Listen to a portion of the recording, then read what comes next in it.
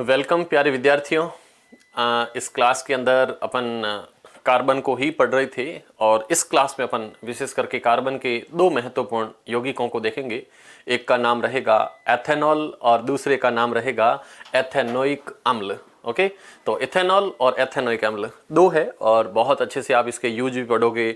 समाज के अंदर आपने देखा होगा अल्कोहल का लोग दबा के यूज करते हैं, शाम को 8 बजे के बाद क्या घूमर डांस करते हैं, है ना। तो वो सारा प्रभाव जो होता है वो अल्कोहल का होता है। बायोलॉजी में जब आप मानव का मस्तिष्क पढ़ोगे तब आप पढ़ोगे कि अल्कोहल वो जो धरती का जो अमृत है उसको जब पीते हैं तो शाम को आदमी 8 बजे के बाद घूमर डांस तो भले ही करता है, पूरे दिन बोलेगा नहीं, और शाम को जब वो मूड में आता है अल्कोहल के बाद तब वो रुकता नहीं है, फिर पुरानी फाइलें भी खुलनी स्टार्ट होती है। तो ये सारे प्रक्रम और ये सारे कार्यक्रम उस अल्कोहल के होते हैं। और जब अल्कोहल पीते हैं आदमी तो उनके मस्तिष्क में पीछे का जो भाग है जिसको अपन सेरिबेलम कहते हैं, यानी कि जो अनुमस्तिष्क है, वो काम करना थोड़ा सा बंद कर देता है या फिर वो प्रभावित होता है। और जब वो प्रभावित होता है तो आदमी चल फिर भी नहीं पाते। तो ये सारे काम उसी अल्कोहल के कारण भी होते हैं। तो आप लोग हेडिंग नोट करोगे, महत्वपूर्ण कार्बनिक यौगिक। और महत्वपूर्ण कार्बनिक यौगिकों के अंदर या कार्बन के महत्वपूर्ण यौगिकों में दो है, एक तो नाम है एथेनॉल और दूसरे का नाम है एथेनोइक अम्ल। यश, तो आप हेडिंग नोट करिए, कार्बन के महत्वपूर्ण यौगिक। कार्बन के महत्वपूर्ण यौगिक। कार्बन के महत्वपूर्ण यौगिकों में अपन दो यौगिकों के बारे में पढ़ेंगे, जिसमें एक यौगिक का नाम है एथेनॉल। एथेनॉल जिसका फॉर्मूला है C2H5OH, एथेनॉल। और दूसरे यौगिक का नाम है एथेनोइक अम्ल। एथेनोइक अम्ल, एथेनोइक अम्ल। और एथेनोइक अम्ल का फॉर्मूला है CH3COOH, CH3COOH। तो एथेनॉल और एसिटिक एसिड या एथेनोइक एसिड के बारे में पढ़ेंगे। फर्स्ट बात अपन करेंगे एथेनॉल के अंदर, और एथेनॉल के अंदर भी अपन गुण के बारे में देखा जाए तो एथेनॉल मोस्टली लिक्विड अवस्था में पाया जाता है। अल्कोहल जानते हो द्रव अवस्था में होता है। और इसके गलनांक पे अगर बात करें तो इसका गलनांक कोई ज्यादा वेरी नहीं करता है ना। इसके गलनांक को आपने फर्स्ट जो टेबल थी उसके अंदर भी आपने देखा था इसका गलनांक क्या क्या होता है। तो गलनांक के बारे में देखें अपन तो इसका गलनांक कोई ज्यादा नहीं रहता है, बट ये थोड़ा बहुत वेरी करता रहता है ना, थोड़ा बहुत ये चेंज होता रहता है। और इसका जब अपन गलनांक देखते हैं अल्कोहल का, जिसको अपन एथेनॉल के नाम से जानते हैं, तो इस एथेनॉल का जो गलनांक रहता है वो दो रूपों में रहता है, एक गलनांक भी होता है और दूसरा इसका क्वथनांक भी होता है। एथेनॉल का जो गलनांक है वो 156 केल्विन होता है और इसका जो क्वथनांक है वो 351 होता है। याद रखोगे दोनों आंकड़े। तो एथेनॉल के गुण धर्मों पे अपन बात करते हैं। फर्स्ट में एथेनॉल के गुण धर्म। एथेनॉल के गुण धर्म, एथेनॉल के गुण धर्म। और एथेनॉल को अपन फर्स्ट पॉइंट यहां लिखते हैं कि यह द्रव अवस्था में पाया जाता है। एथेनॉल यह द्रव अवस्था में पाया जाता है। फर्स्ट पॉइंट, यह द्रव अवस्था में पाया जाता है। सेकंड पॉइंट, इसका गलनांक और इसका क्वथनांक, दोनों चीजें अपन नोट करते हैं। इसका जो गलनांक चलता है वो 156 चलता है ना। 156 केल्विन होता है तो इसका गलनांक 156 केल्विन होता है, 156 केल्विन होता है। और इसका जो क्वथनांक है, जो इसका बॉइलिंग पॉइंट है, वो क्वथनांक इसका चलता है 351 केल्विन। क्वथनांक 351 केल्विन होता है तो इसका क्वथनांक होता है 351 केल्विन। और इसका जो क्वथनांक है, क्वथनांक वो 351 है और इसका जो गलनांक है वो 156 केल्विन के अराउंड चलता है। तो ये चीजें भी आप लोग इसमें याद रखोगे, है ना। इसके बाद में नेक्स्ट अपन बात करते हैं कि इसका कैसे कैसे और किन किन रूपों में कहाँ कहाँ इसका यूज किया जाता है ना। ये चीजें भी काफी ज्यादा पूछी जाती है। तो इस अल्कोहल को सामान्य भाषा में या सिंपल, बिल्कुल सिंपल में इसको अल्कोहल भी कहते हैं। ना। इसे अपन अल्कोहल के नाम से भी जानते हैं, समाज में लोग इसको पीते भी खूब है। क्वथनांग गलनांग था तो उसको अपन ने नोट कर भी लिया है, इसको सामान्य भाषा में अल्कोहल कहा जाता है। और अल्कोहल एक पेय पदार्थों के अंदर मुख्य अवयव के रूप में होता है और ये एक अच्छे विलायक के रूप में भी काम करता है। जैसे पानी किसी भी चीज को घोल सकता है, तो सेम उसी प्रकार से अल्कोहल भी एक अच्छे विलायक के रूप में काम भी करता है ना, और अच्छे विलायक के रूप में काम भी करता है। उसके साथ में विलायक के रूप में जब काम करता है तो इसको या फिर इसका जो उपयोग है वो टिंचर आयोडीन के अंदर होता है, कफ सिरप में भी होता है, टॉनिक औषधियां बनाने में भी इसका यूज किया जाता है। तो अगला पॉइंट अपन नोट करते हैं, थर्ड पॉइंट नोट करते हैं। साधारणतः अल्कोहल को, है ना, एथेनॉल को अल्कोहल भी कहते हैं। साधारणतः अल्कोहल जो एथेनॉल है उसे अल्कोहल भी कहते हैं। एथेनॉल को अल्कोहल भी कहते हैं। साधारणतः इस एथेनॉल को अल्कोहल भी कहते हैं।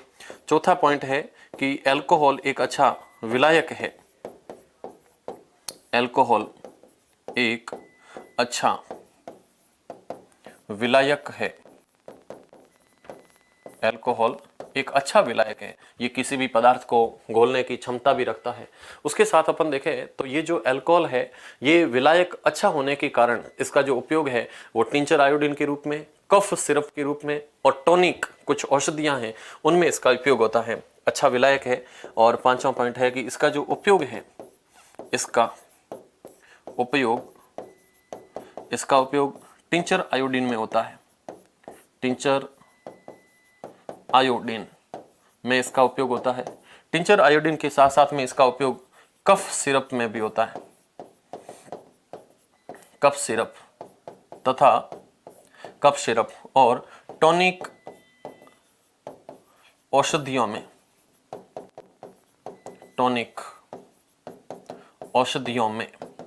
इसका उपयोग होता है ना।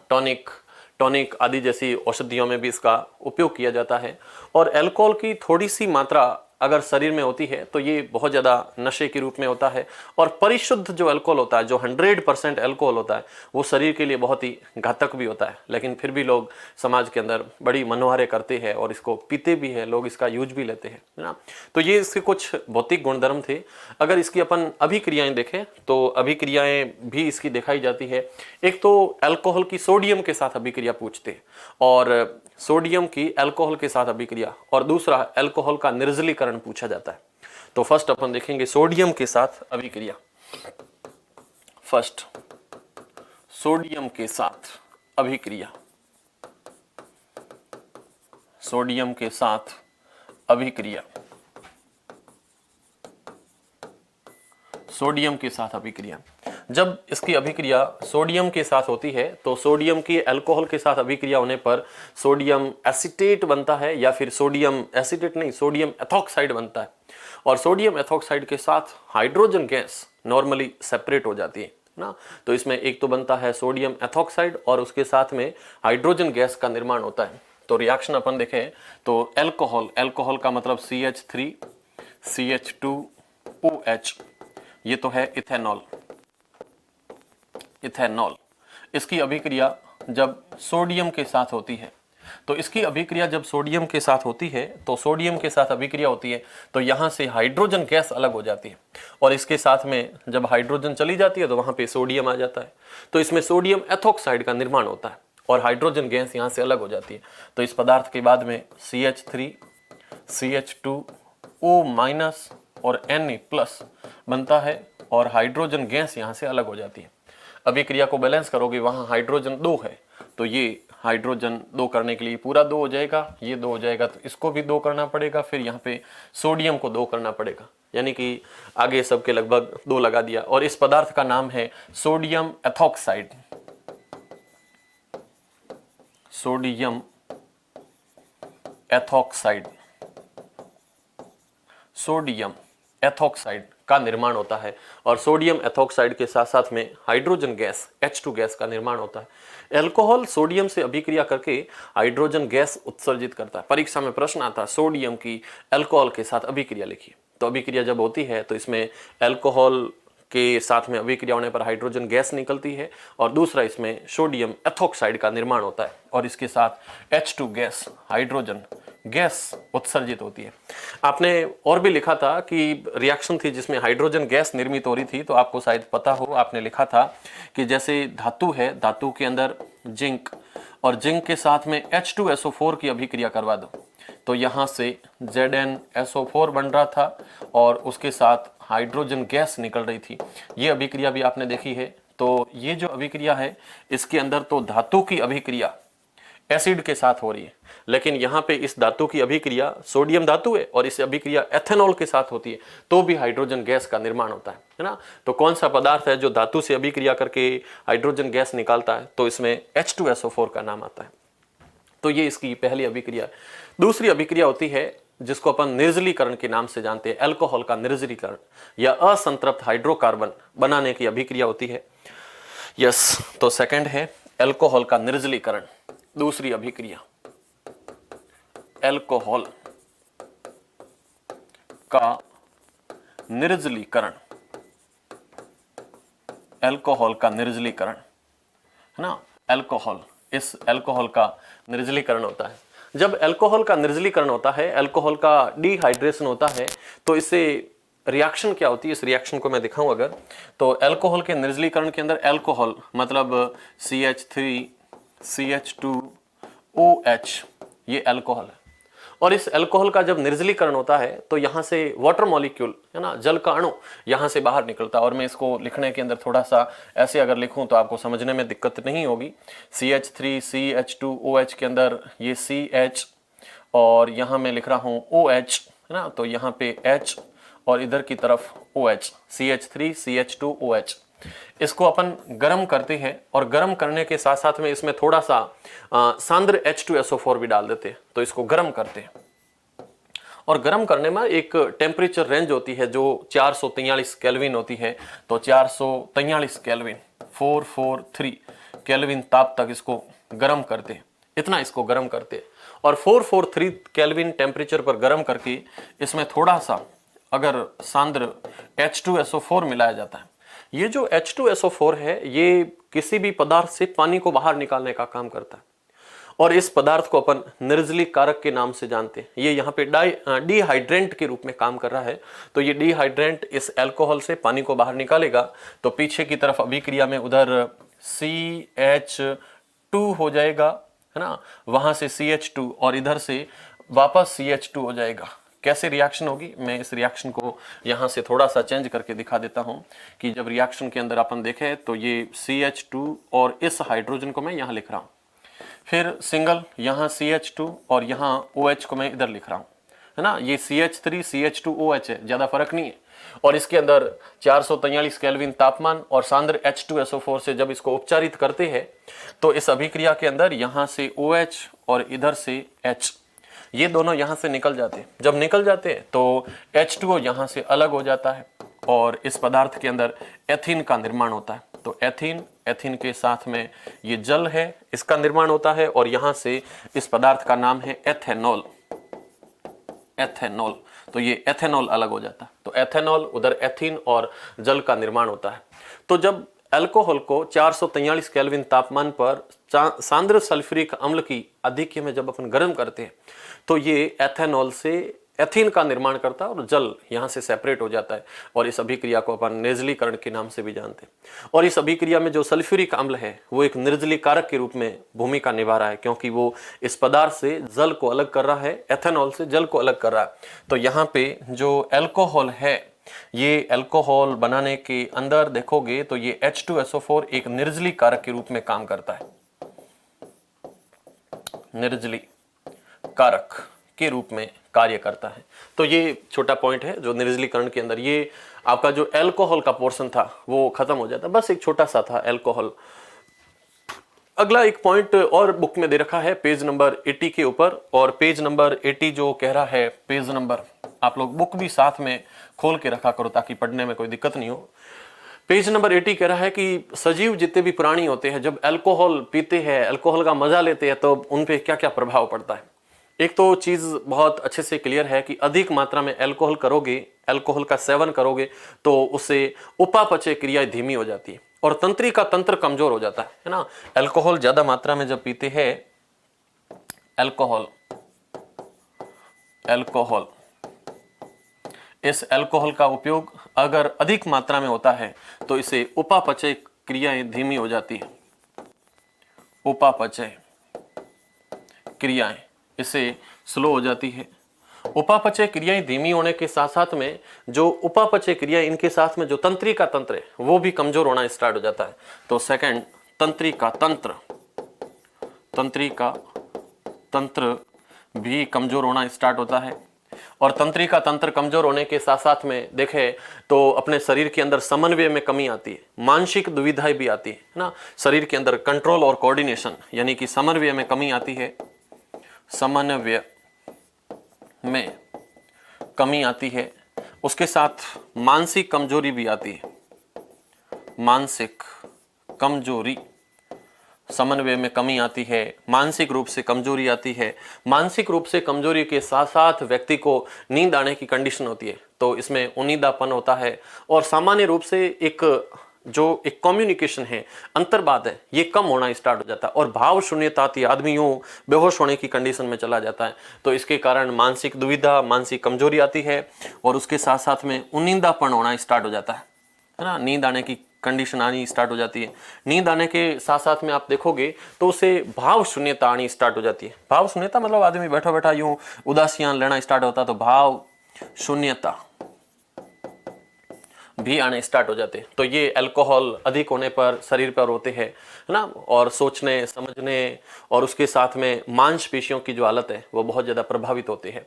और इस एथेनॉल की जगह पर अगर कोई व्यक्ति मेथेनॉल ले ले, पी ले मेथेनॉल, तो उस व्यक्ति की मृत्यु भी हो सकती है।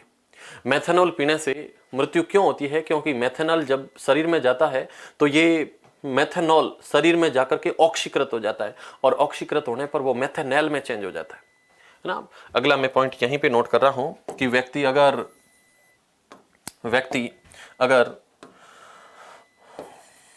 मेथेनॉल पी ले, मेथेनॉल का सूत्र है CH3OH, तो ये मेथेनॉल शरीर में जाकर के ऑक्सीकरण होता है, इसका हो जाता है ऑक्सीकरण, और ऑक्सीकरण होने पर ये मेथेनॉल में चेंज हो जाता है, मेथेनॉल में चेंज हो जाता है। मेथेनॉल का फॉर्मूला है HCHO, फॉर्मेल्डिहाइड, मेथेनॉल में चेंज हो जाता है और इस मेथेनॉल की अधिकता होने के कारण व्यक्ति की मृत्यु हो सकती है, व्यक्ति की डेथ हो सकती है।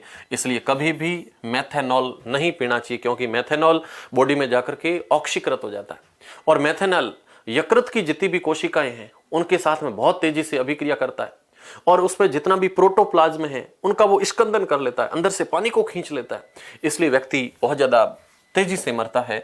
तो सेकंड पॉइंट है कि जो मेथेनॉल बनता है शरीर में, वो मेथेनॉल शरीर में सबसे ज्यादा यकृत को डैमेज करता है।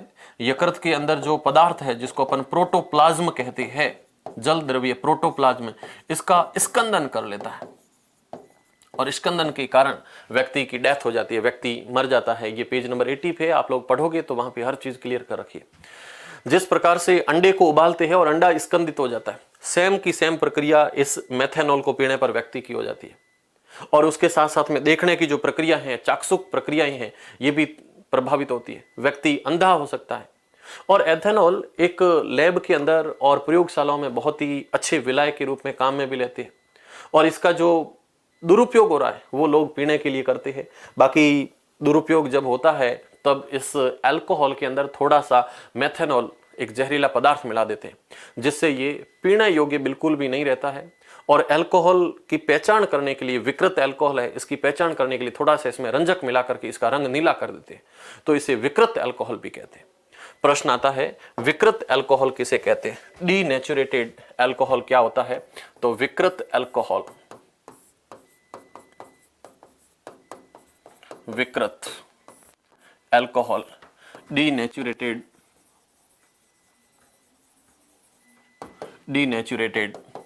अल्कोहल। डीनेचुरेटेड अल्कोहल की अपन परिभाषा लिखते हैं कि अल्कोहल में, अल्कोहल का मतलब एथेनॉल, अल्कोहल मतलब एथेनॉल, एल्कोहल मतलब एथेनॉल, और इस एथेनॉल का जब दुरुपयोग होता है तो इस एथेनॉल के अंदर थोड़ी सी मात्रा में, एथेनॉल के अंदर थोड़ी सी मात्रा में मेथेनॉल मिला देते हैं, और मेथेनॉल मिलाने पर ये पीने योग्य नहीं रह जाता है। तो अपन लिखते हैं कि एथेनॉल या अल्कोहल में अल्प मात्रा में एथेनॉल की जगह इसमें मिला देते हैं मेथेनॉल। मेथेनॉल का फॉर्मूला है CH3OH। मेथेनॉल जहरीला पदार्थ है, मेथेनॉल जहरीला पदार्थ मिलाने पर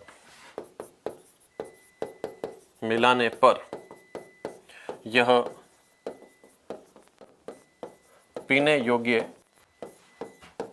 नहीं रह जाता है, पीने योग्य नहीं रह जाता है, तथा इसकी पहचान हेतु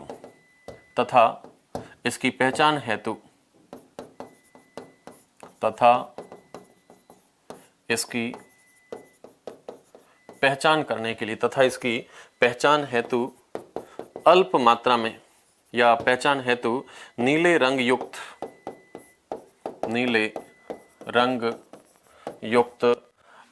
एक रंजक मिलाया जाता है ना, नीले रंग युक्त, इसमें कुछ रंजक मिला दिया जाता है। नीले रंग युक्त रंजक को मिलाया जाता है, तो इसे विकृत अल्कोहल कहते हैं। तो इसे विकृत अल्कोहल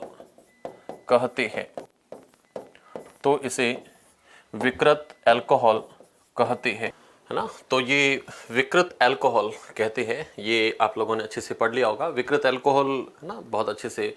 तो विकृत अल्कोहल जो अल्कोहल है उसको पीने योग्य नहीं रखने के लिए उसमें थोड़ी सी मात्रा में मेथेनॉल मिला देते हैं। तो मेथेनॉल मिला देते हैं, उसके साथ में एक पहचान करने के लिए नीले रंग का रंजक भी मिलाते हैं। तो इस प्रक्रिया को अपन विकृत अल्कोहल कहते हैं।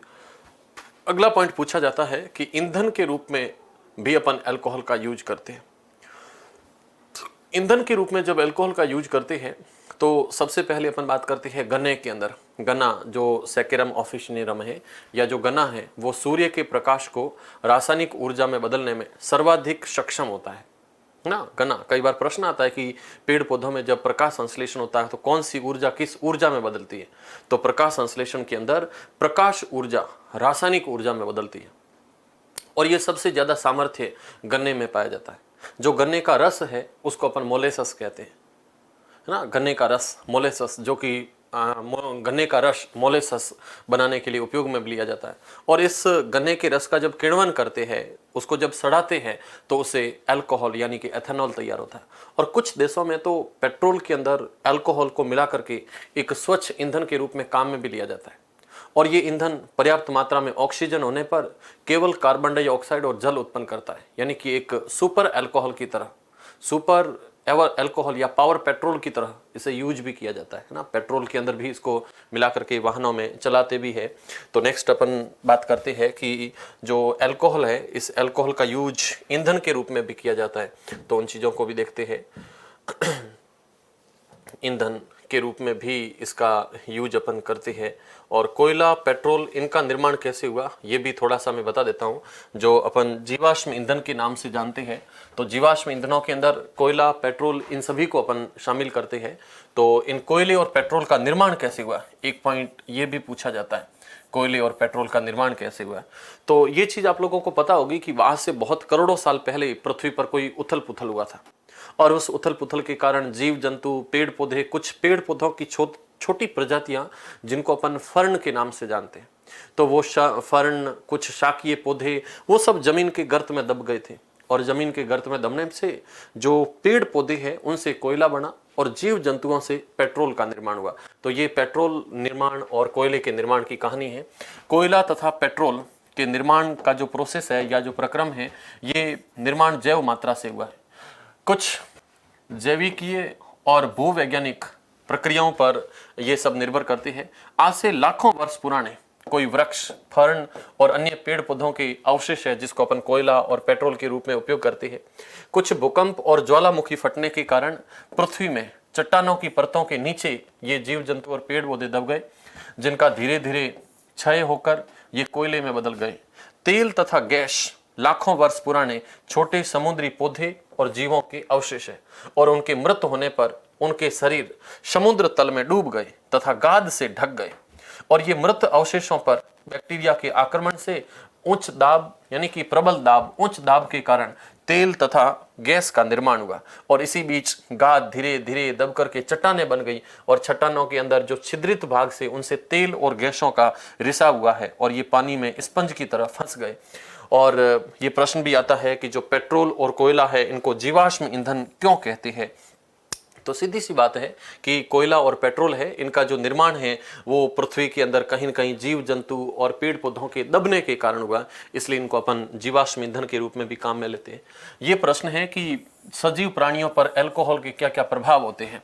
तो जब अधिक मात्रा में अल्कोहल का सेवन करते हैं तो इसे उपापचय क्रियाएं धीमी हो जाती, केंद्रीय तंत्रिका तंत्र कमजोर हो जाता है, और इसके कारण समन्वय में कमी, मानसिक दुविधा, उनिंदापन, सामान्य अंतर्बाध, है नहीं, आदमी भाव शून्यता की कंडीशन में जाता है और भाव शून्यता आती है। इससे व्यक्ति राहत तो महसूस करता है, लेकिन उसे पता नहीं चलता है, क्योंकि उसके सोचने समझने की क्षमता और मांसपेशियां बुरी तरह से प्रभावित हुई हुई होती है। एथेनॉल के विपरीत अगर मेथेनॉल की मात्रा थोड़ी सी भी ले ले तो व्यक्ति की मौत हो सकती है, क्योंकि यकृत में मेथेनॉल ऑक्सीकृत होकर के मेथेनेल में बदल जाती है, और ये मेथेनेल यकृत की कोशिकाओं की घटनाओं के साथ बहुत तेजी से अभिक्रिया करने लगती है, और इनका जो प्रोटोप्लाज्म है, अंदर कोशिकाओं का जो जीव द्रव्य है, वो पूरा का पूरा स्कंदित हो जाता है। और जिस प्रकार से एक पका हुआ जो अंडा होता है वो जिस प्रकार से स्कंदित हो जाता है, उसी प्रकार से अपने यकृत का पूरा प्रोटोप्लाज्म जो जीव द्रव्य है वो पूरा स्कंदित हो जाता है। और इसका अधिक जब यूज करते हैं तो मेथेनॉल के कारण आंखों की तंत्रिकाएं यानी कि चाक्षुष तंत्रिकाएं भी प्रभावित होती है, जिससे व्यक्ति अंधा हो सकता है। मेथेनॉल एक महत्वपूर्ण औषधीय विलायक के रूप में काम लिया जाता है। औषधीय उपयोग के लिए तैयार एथेनॉल का दुरुपयोग रोकने के लिए इसमें मेथेनॉल जैसा एक जहरीला पदार्थ मिला दिया जाता है, जिससे योग्य पीने योग्य नहीं रह जाए। अल्कोहल की पहचान करने के लिए इसमें रंजक मिलाकर इसका रंग नीला कर देते, और इसे विकृत अल्कोहल भी कहा जाता है ना। तो इस प्रक्रिया को विकृत अल्कोहल कहते हैं, विकृत अल्कोहल, डीनेचुरेटेड अल्कोहल के नाम से जानते हैं। तो ये पॉइंट इसमें पड़ता है। नेक्स्ट अपन बात करते हैं कि ईंधन के रूप में भी अल्कोहल का यूज किया जाता है। ईंधन के रूप में अल्कोहल, ईंधन के रूप में अल्कोहल, अल्कोहल का प्रयोग ईंधन के रूप में होता है। अल्कोहल के प्रयोग अगर अपन देखें तो ईंधन के रूप में अल्कोहल बनाते हैं। हालांकि फर्स्ट पॉइंट अपन लिखते हैं कि जो गन्ना है उसमें प्रकाश संश्लेषण होता है, और गन्ना प्रकाश ऊर्जा को रासायनिक ऊर्जा में बदलता है। प्रकाश ऊर्जा को रासायनिक ऊर्जा में बदलता है। गन्ना प्रकाश ऊर्जा को रासायनिक ऊर्जा में बदलता है। ये गन्ने का फर्स्ट पॉइंट है। गन्ने का जो रस है उसको अपन मोलेसस कहते हैं, और ये सीरा बनाने के लिए मोस्टली काम में भी लिया जाता है। तो सेकंड पॉइंट, गन्ने का रस, गन्ने का रस जिसको अपन मोलेसस कहते हैं, ये सीरा बनाने में काम में आता है। सीरा बनाने में काम आता है। गन्ने का रस ये सीरा बनाने के लिए काम में आता है। इस गन्ने के रस को जब अपन किण्वन करवाते हैं, इसको जब सड़ाते हैं, एक एंजाइम होता है जिसका नाम है जाइमेज। तो जाइमेज एंजाइम की उपस्थिति में गन्ने के रस का किण्वन करके अल्कोहल तैयार किया जाता है ना। तो थर्ड पॉइंट अपन लिखते हैं कि गन्ने के रस को जाइमेज एंजाइम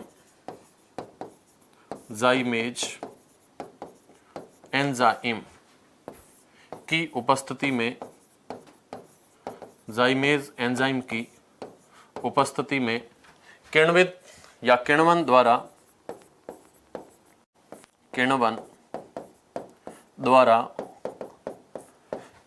इस किण्वन की प्रक्रिया में, किण्वन के द्वारा इसे अल्कोहल में बदला जाता है, किण्वन के द्वारा इसे अल्कोहल में बदला जाता है,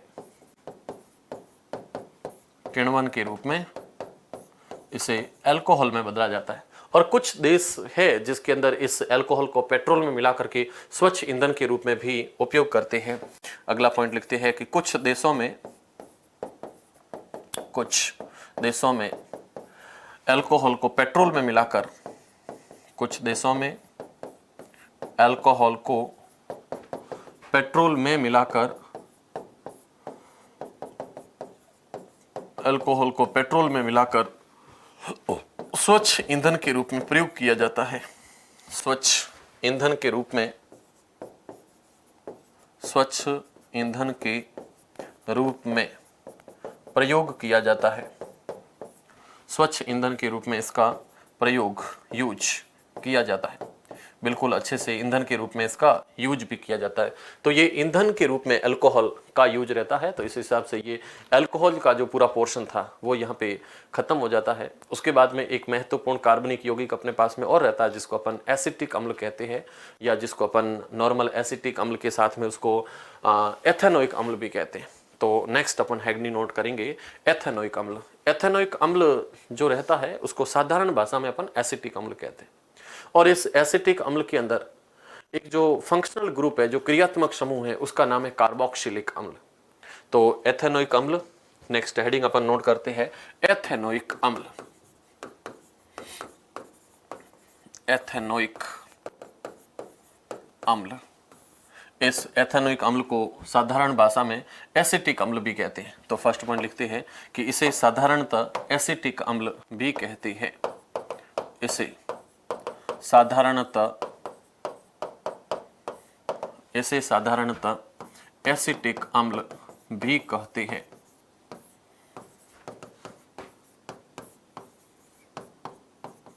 साधारणतः एसिटिक अम्ल भी कहते हैं, है ना। इसको एसिटिक अम्ल के नाम से भी जाना जाता है। इस एथेनोइक अम्ल में इसमें कार्बोक्सिलिक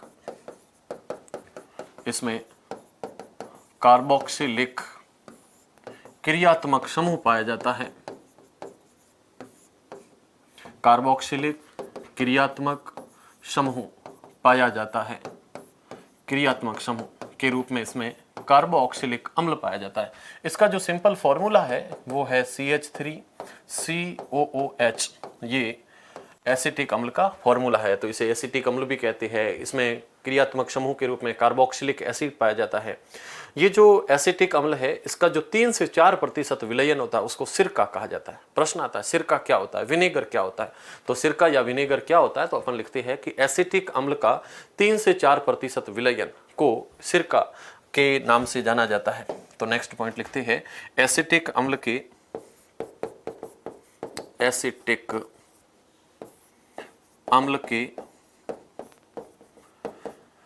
3 से 4% विलयन को, एसिटिक अम्ल के 3 से 4% विलयन को सिरके को विनेगर भी कहते हैं, सिरका या विनेगर कहते हैं। एसिटिक अम्ल का 3 से 4% जो विलयन होता है उसको साधारणतः अपन विनेगर के नाम से जानते हैं, या उसको अपन सिरका कहते हैं। तो 3 से 4% विलयन सिरका कहलाता है। इसका उपयोग ज़्यादातर अचार के परिरक्षण में होता है। जो पिकल्स होते हैं, अचार का जो परिरक्षण करते हैं, तो इसमें इसका यूज किया जाता है। और इस एथेनोइक अम्ल का जो गलनांक है वो 390 केल्विन होता है, और इसका जो क्वथनांक है वो 391 होता है। तो 290 और 391। तो अगला पॉइंट अपन नोट करते हैं कि जो अगला पॉइंट नोट करते हैं एथेनोइक अम्ल। अच्छा, इस सिरके का उपयोग अचार को सुरक्षित रखने में होता है, अचार को सुरक्षित रखने में, अचार को सुरक्षित रखने में इसका उपयोग किया जाता है। नेक्स्ट अपन नोट करते हैं कि जो एथेनोइक अम्ल है, इस एथेनोइक अम्ल का गलनांक और क्वथनांक दोनों चीजें पूछी जाती है। एक इसका गलनांक और दूसरा पूछा जाता है इसका क्वथनांक। तो इसका जो गलनांक होता है वो 290 केल्विन होता है और इसका क्वथनांक 391 केल्विन होता है। 290 केल्विन इसका गलनांक है और इसका जो क्वथनांक होता है वो 391 केल्विन होता है। ये फर्स्ट ग्रेड एग्जाम में भी आंकड़ा पूछा गया कि किसका गलनांक कितना और क्या होता है, तो इसका गलनांक और क्वथनांक इसके बारे में भी आंकड़ा पूछा जा चुका है। हालांकि आप देखोगे तो इसका गलनांक और क्वथनांक इतना ज़्यादा नहीं है, इसलिए ठंडी जलवायु या जो सर्दी के दिन होते हैं उन दिनों में ये एसिटिक एसिड जम भी जाता है और जमने के कारण इसे ग्लेशियल एसिटिक एसिड कहते हैं ना। अपन लिखते हैं शीत जलवायु तथा ठंडे दिनों में, शीत जलवायु तथा ठंड के मौसम में, शीत जलवायु तथा ठंड के मौसम में एथेनोइक अम्ल जम जाता है। एथेनोइक अम्ल जम जाता है, ठंड के दिनों में एथेनोइक अम्ल जम जाता है, अतः इसे जम जाता है, अतः इसे ग्लेशियल एसिटिक अम्ल कहते हैं। अतः इसे ग्लेशियल एसिटिक अम्ल कहते हैं, इसलिए इसे ग्लेशियल एसिटिक अम्ल, ग्लेशियल एसिटिक एसिड के नाम से इसको जाना जाता है। कम तापमान पर ये जम जाता है इसलिए इसको ग्लेशियल एसिटिक अम्ल के नाम से इसको जाना जाता है। ग्लेशियल एसिटिक अम्ल, ग्लेशियल एसिटिक एसिड, तो ये ग्लेशियल एसिटिक अम्ल होता है। तो ये भी इसकी परिभाषा रहती है। गलनांक और क्वथनांक भी अपन ने देखा इसका बहुत कम होता है। ये जो कार्बोक्सिलिक अम्ल है, जो कार्बनिक अम्ल है, इसका उपयोग अपन देखें अगर तो खनिज अम्लों के विपरीत ये अगर प्रकृति में देखा जाए तो एक दुर्बल प्रकृति का होता है ना, दुर्बल प्रकृति का है। दुर्बल खनिज अम्ल के साथ साथ अगर इसको देखा जाए, कंपेयर किया जाए तो ये एक दुर्बल अम्ल होता है। उसका कारण है कि इसका जल में 100% आयनीकरण नहीं होता, ये जल में कभी भी कंप्लीट घुलता नहीं है, इसलिए इसका आयनीकरण कम होता है, इसलिए इसको दुर्बल अम्ल के नाम से जाना जाता है। तो अगला पॉइंट अपन लिखते हैं कि एसिटिक अम्ल, एसिटिक अम्ल का जल में आंशिक, आंशिक मतलब पार्शियली, बहुत कम, आंशिक आयनन होता है। आंशिक आयनन होता है मतलब जल में ये कंप्लीट नहीं घुलता है, बहुत कम घुलता है, आंशिक आयनन होता है, इसलिए इसे, इसलिए इसे कम घुलता है, इसलिए इसे दुर्बल अम्ल कहते हैं।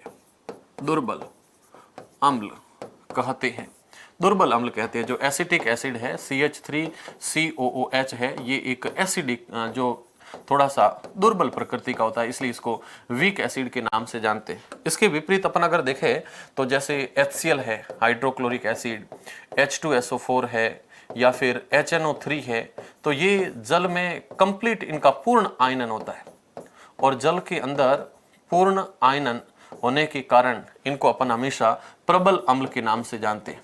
ये हमेशा प्रबल अम्ल होते हैं, ये ना जल के अंदर हमेशा प्रबल अम्ल होते हैं। लेकिन एसिटिक एसिड एक बेचारा दुर्बल अम्ल की श्रेणी में रहता है। दुर्बल है क्योंकि जल में इसका पूर्ण आयनन नहीं हो पाता है। तो ये चीज भी यहाँ पर पूछी जाती है। इसके बाद में नेक्स्ट अपन नोट करते हैं कि इसकी कुछ रासायनिक अभिक्रियाएं होती है और रासायनिक अभिक्रिया में जो मोस्टली एक अभिक्रिया पूछी जाती है उसको अपन एस्टरीकरण के नाम से जानते हैं। एस्टरीकरण इसका सबसे ज्यादा पूछा जाने वाला प्रक्रम है। तो नेक्स्ट आती है एसिटिक अम्ल की रासायनिक अभिक्रियाएं। एसिटिक अम्ल की रासायनिक अभिक्रियाएं। एसिटिक अम्ल की रासायनिक अभिक्रियाएं। एसिटिक अम्ल की रासायनिक अभिक्रियाओं को अपन अगर पढ़े तो एसिटिक अम्ल की रासायनिक अभिक्रियाओं में फर्स्ट अभिक्रिया का नाम है एस्टरीकरण अभिक्रिया। एस्टरीकरण अभिक्रिया, एस्टरीफिकेशन रिएक्शन जिसको कहते हैं, एस्टरीकरण अभिक्रिया के नाम से जानते हैं। एस्टरीकरण क्या होता है? तो बिल्कुल एकदम सिंपल है कि जब एल्कोहल की अभिक्रिया, एल्कोहल मतलब एथेनॉल, जब एथेनॉल की अभिक्रिया एसिटिक अम्ल के साथ होती है तो इस अभिक्रिया के अंदर एस्टर का निर्माण होता है, परिशुद्ध एल्कोहल और परिशुद्ध एसिटिक एसिड, तो दोनों की रिएक्शन से एस्टर का निर्माण होता है और एस्टर के निर्माण की प्रक्रिया को अपन एस्टरीकरण के नाम से जानते हैं। और जो एस्टर बनता है वो मीठी गंध का एक पदार्थ होता है, इसलिए इसका उपयोग इत्र बनाने के अंदर और स्वाद उत्पन्न करने वाले कारक के रूप में इसका यूज किया जाता है, स्वाद उत्पन्न करने वाले पदार्थ के रूप में इसका यूज किया जाता है। तो ये प्रक्रिया इसमें पूछी जाती है। तो फर्स्ट है इसमें एस्टरीकरण अभिक्रिया। तो एस्टरीकरण अभिक्रिया में अपन लिखते हैं जब शुद्ध एल्कोहल, जब शुद्ध एल्कोहल, एल्कोहल का मतलब एथेनॉल, एथेनॉल जिसका फॉर्मूला है C2H5OH, जब परिशुद्ध एथेनॉल की अभिक्रिया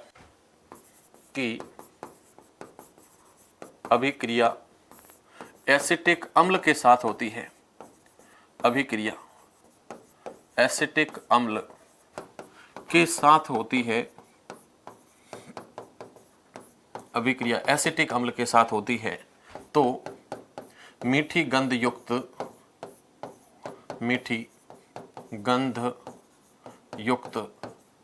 एस्टर का निर्माण होता है, मीठी गंध युक्त एस्टर का निर्माण होता है, एस्टर का निर्माण होता है जिसे एस्टरीकरण कहते हैं, एस्टर का निर्माण होता है जिसे एस्टरीकरण कहते हैं। मीठी गंध युक्त एस्टर का निर्माण होता है तो इसे एस्टरीकरण के नाम से जानते हैं। रिएक्शन अपन लिखते हैं तो रिएक्शन के अंदर दोनों पदार्थों को मैं नोट करूंगा, एक तरफ एसिटिक एसिड और दूसरी तरफ अल्कोहल, दोनों की अभिक्रिया होगी और अभिक्रिया से जल का अणु निष्कासित हो जाता है और बाकी इसके अंदर एस्टर का निर्माण होता है। तो सबसे पहले यहाँ से CH3C डबल बॉन्ड OH, ये है यहाँ पर एसिटिक अम्ल, एसिटिक अम्ल या इस एसिटिक अम्ल को अपन एथेनोइक अम्ल भी कहते हैं। इसकी अभिक्रिया अल्कोहल से होती है तो अल्कोहल को अपन लिखे तो इस अल्कोहल के अंदर लिखने के अंदर ये CH3, ये CH2OH है ना, CH3 CH2OH, ये दोनों, इसको मैं यूं से थोड़ा सा उल्टा लिख लेता हूँ, उल्टा मतलब यूं CH3 CH2OH। ये जब अभिक्रिया होती है तो इस अभिक्रिया के अंदर यहाँ से H और यहाँ से OH, ये दोनों यहाँ से निष्कासित हो जाते हैं और निष्कासित होने के बाद में जब रिएक्शन होती है तो इस रिएक्शन के अंदर उधर से CH3C डबल बंध O और इस C के साथ में ये ऑक्सीजन जुड़ेगी तो ये इसके साथ में CH2 और CH3 जुड़ती है और साथ में H2O जो कि यहाँ से अलग हो जाता है, सेपरेट हो जाता है। तो इस अभिक्रिया में एस्टर का निर्माण होता है और एस्टर का जब निर्माण होता है तो इस अभिक्रिया को एस्टरीकरण अभिक्रिया के नाम से जानते हैं। और ये जो एस्टर बनता है, इस एस्टर का उपयोग इत्र बनाने के अंदर होता है और ये मीठी गंध युक्त पदार्थ भी होता है। स्वाद उत्पन्न करने के जो एजेंट है, कारक है, उसमें भी इसका यूज लिया जाता है। तो ये एस्टर, इस एस्टर का जो यूज है, उपयोग है, वो इत्र बनाने में होता है, इत्र सेंट बनाने में, तो इत्र बनाने में इसका यूज होता है। और दूसरा इसका उपयोग होता है स्वाद बनाने वाले या स्वाद उत्पन्न करने वाले कारकों में। जो टेस्ट स्वाद उत्पन्न करते हैं तो स्वाद उत्पन्न करने वाले कारकों में, स्वाद उत्पन्न करने वाले कारकों में, स्वाद उत्पन्न करने वाले कारकों में इसका उपयोग किया जाता है। तो ये नॉर्मली एस्टरीकरण अभिक्रिया है, एग्जाम में बहुत अच्छे से पूछी जाती है और विद्यार्थी इसको बहुत अच्छे से याद भी रखते हैं। तो ये एस्टरीकरण अभिक्रिया सिंपल है, जिसमें एक तरफ एथेनॉल जिसकी अभिक्रिया हो रही है एसिटिक एसिड के साथ, रिएक्शन होती है, एस्टर बनता है और वाटर मॉलिक्यूल बाहर आ जाता है।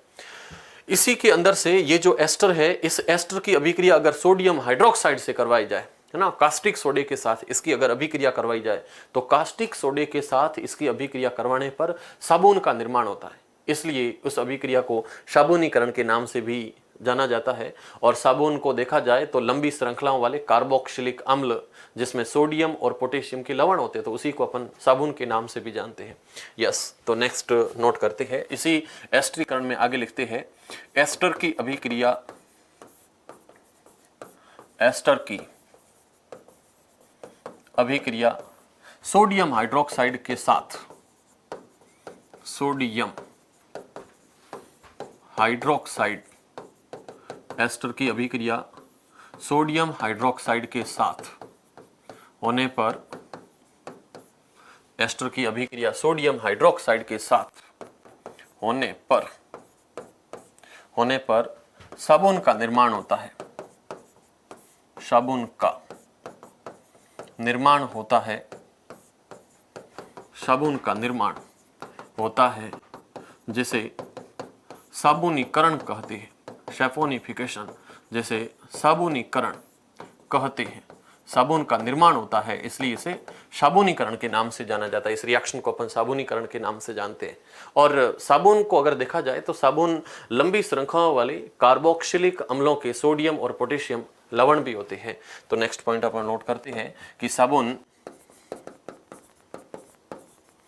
लंबी श्रृंखलाओं वाले, लंबी श्रृंखलाओं वाले, साबुन लंबी श्रृंखलाओं वाले कार्बोक्सिलिक अम्लों के, कार्बोक्सिलिक अम्लों के सोडियम तथा पोटेशियम लवण होते हैं। कार्बोक्सिलिक अम्लों के सोडियम तथा पोटेशियम, सोडियम तथा पोटेशियम लवण होते हैं, सोडियम तथा पोटेशियम लवण होते हैं। ये साबुनीकरण की अभिक्रिया।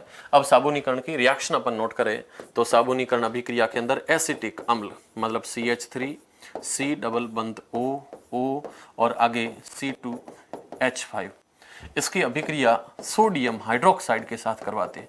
ये सोडियम हाइड्रोक्साइड ये क्षार है और इस अभिक्रिया को करवाते हैं एस्टर के साथ। जब भी इसकी अभिक्रिया एस्टर के साथ होती है तो यहाँ से सोडियम है ना, ये सोडियम, और इधर से C2H5COO Na ये अलग हो जाता है और CH3OH यहाँ से अलग हो जाएगा, या C2H5OH अलग हो जाएगा। तो इसकी जब रिएक्शन होती है तो इस रिएक्शन के अंदर CH3COONA ये अलग हो जाएगा और उसके साथ में C2H5OH अलग हो जाएगा, C2H5OH। ये तो यहाँ पर एल्कोहल अलग हो गया है ना, तो ये अल्कोहल अलग हो जाता है। और इधर की तरफ ये जो पदार्थ बना है इसका नाम है सोडियम एसीटेट और ये साबुन का निर्माण करता है। सोडियम एसीटेट ये साबुन के रूप में निर्मित होता है। तो इस अभिक्रिया को अपन साबुनीकरण के नाम से जानते हैं। ये साबुनीकरण अभिक्रिया होती है। तो ये एस्टर से निर्मित होती है, साबुनीकरण अभिक्रिया के नाम से इसको जाना जाता है।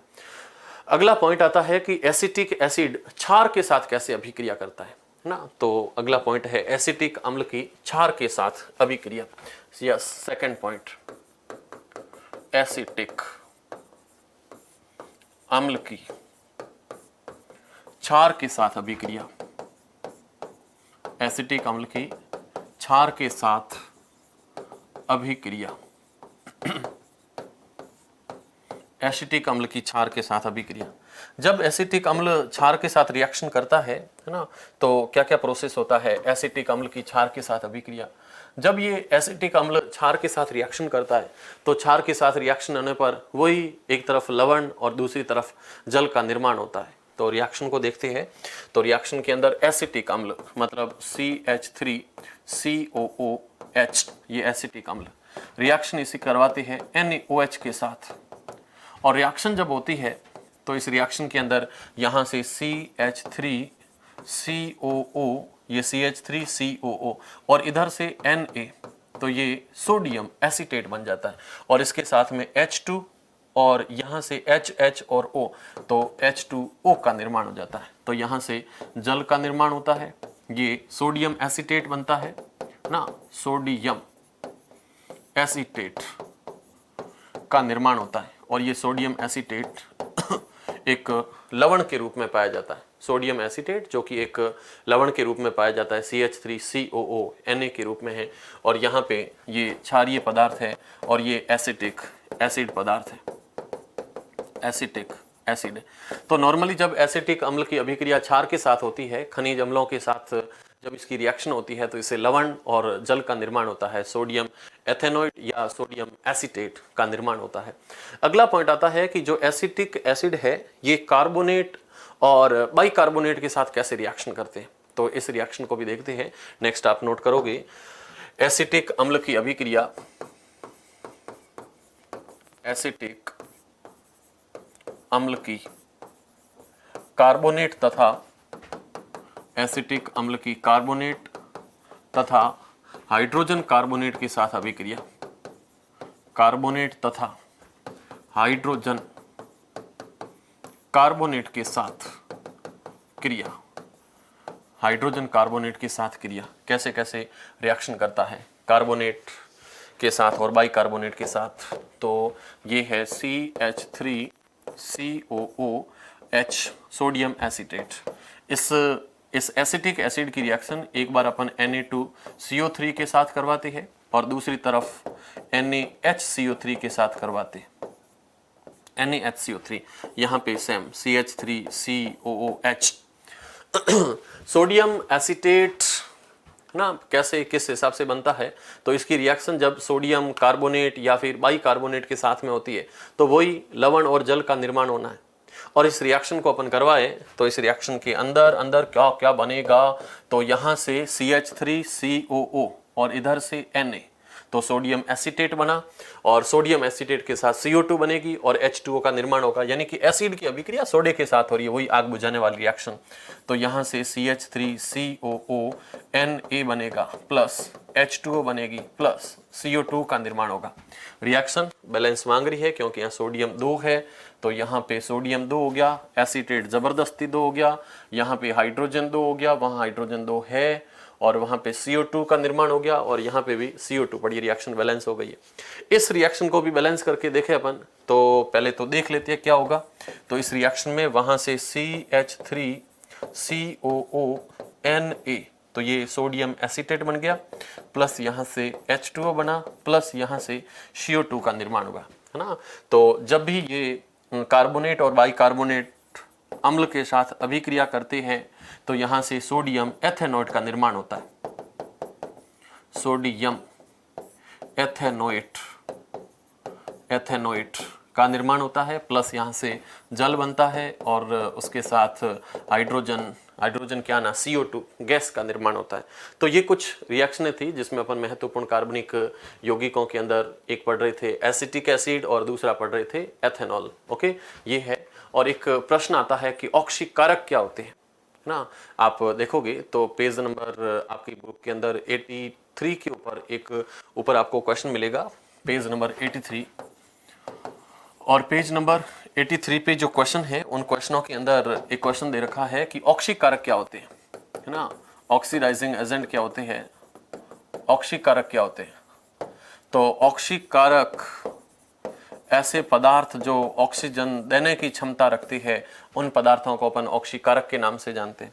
और ऑक्सीकारक के अंदर एक तो अपने पास में है क्षारीय KMnO4 पोटेशियम पर मैंगनेट, और दूसरा है अम्लीय K2Cr2O7, तो पोटेशियम डाइक्रोमेट और पोटेशियम पर मैंगनेट, ये दोनों ऑक्सीकारक की भांति व्यवहार करते हैं। दूसरा प्रश्न है कि आप अल्कोहल और कार्बोक्सिलिक एसिड दोनों में कैसे अंतर करोगे। तो एक तो अंतर करने का तरीका इनका गलनांक और क्वथनांक है ना, गलनांक और क्वथनांक है, इनसे अपन अंतर कर सकते हैं और बहुत अच्छे से इनमें अंतर हो सकता है। दूसरा इनकी स्मेल से अंतर हो सकता है। तीसरा टेम्परेचर से अंतर हो सकता है, कम तापमान पे एसिटिक एसिड तो जम जाता है लेकिन अल्कोहल कभी जमता भी नहीं है, तो इनमें अपन डिफरेंस कर सकते हैं, है ना, डिफरेंस कर सकते हैं। एक है C2H5OH और दूसरा है CH3COOH। तो जो एसिटिक एसिड है ये कम तापमान के ऊपर जमता भी है लेकिन ये कम तापमान पर जमता नहीं है। दूसरा, इसकी जो गंध होती है वो बहुत ज़्यादा तीक्ष्ण गंध होती है, गंध बहुत ज़्यादा तीक्ष्ण गंध होती है, यूं सूंघते ही आदमी यूं छींके आती गजब की, लेकिन इसका इतना नशा नहीं आता, इसलिए आदमी इसको चाव से पीता भी है। और तीसरा, इसका जो गलनांक और क्वथनांक है वो ज़्यादा होता है, जबकि इसका गलनांक और क्वथनांक कुछ कम होता है। तो इस आधार पर इनमें अपन पहचान कर सकते हैं, इनका अपन आइडेंटिफिकेशन कर सकते हैं। ओके, तो आज के साथ इस क्लास को अपन यहीं पे विराम देते हैं, जिसमें आपने 2 महत्वपूर्ण कार्बनिक यौगिकों के बारे में और बीच में कुछ अल्कोहल के बारे में भी आपने पढ़ा। Okay, so thank you, wish you all the best.